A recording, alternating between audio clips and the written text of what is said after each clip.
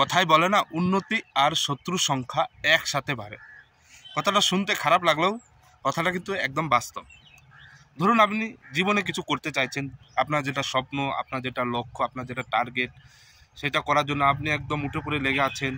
সেই স্বপ্নে পৌঁছানোর জন্য আপনার যা যা করতে সব কিছুই করছেন। শেষ পর্যায়ে আপনি সাকসেস হয়ে গেছেন, আপনার সফলতা পেয়েছেন। তো ঘরবাড়ি তৈরি করছেন, ভালো খাচ্ছেন দাচ্ছেন, ভালো পোশাক আশাক পরছেন। তো আশেপাশের লোকেরা কি হবে জানেন তো? আশেপাশের লোকেদের জ্বলন হবে, জ্বলবে, তারা হিংসায় জ্বলবে। আপনার সাথে কথা বলবে না, আপনার সাথে হিংসামি করবে, কূটনীতি করবে। তো এই সব লোকেদের থেকে দূর থাকবেন। তো এদের কি কাজ বলুন তো? এদের কাজ হচ্ছে লোকের পিছনে লাগা, নিজে তো কিছু করতে পারবে না। কেউ যদি ভালো কিছু করতে চায় তাদের পিছনে লাগা। তো তাদের থেকে সব সময় দূরে থাকার চেষ্টা করবেন, তাদের কথা কান দেবেন না। অনেক তারা কূটনীতি করবে, অনেক হিংসামি করবে, আপনার সাথে শত্রুতা করবে, আপনাকে মোরাল ডাউন করতে চাইবে। তো এইসব লোকদের কাছ থেকে অনেক দূরে থাকবেন। আপনার যেটা কর্ম, আপনার যেটা ভালো মনে হয়, যেটা আপনি করতে চাইছেন সেটাই করবেন। দেখবেন আপনি এক সময় অনেকটা অ্যাডভান্স হয়ে গেছেন, জীবনে অনেক আপনি এগিয়ে গেছেন।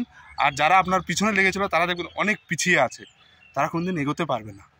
ওকে, আপনার যেটা ভালো মনে হয়, আপনার যেটা সঠিক মনে হয়, সেই কাজটাই করার চেষ্টা করেন। দেখবেন আপনি একদিন না একদিন সাকসেস হবেনই।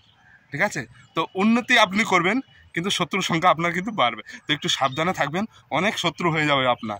তো শত্রু মানে আপনার কিচ্ছু করতে পারবে না, শুধু তারা হিংসামি করবে, আপনার সাথে শত্রুতা করবে।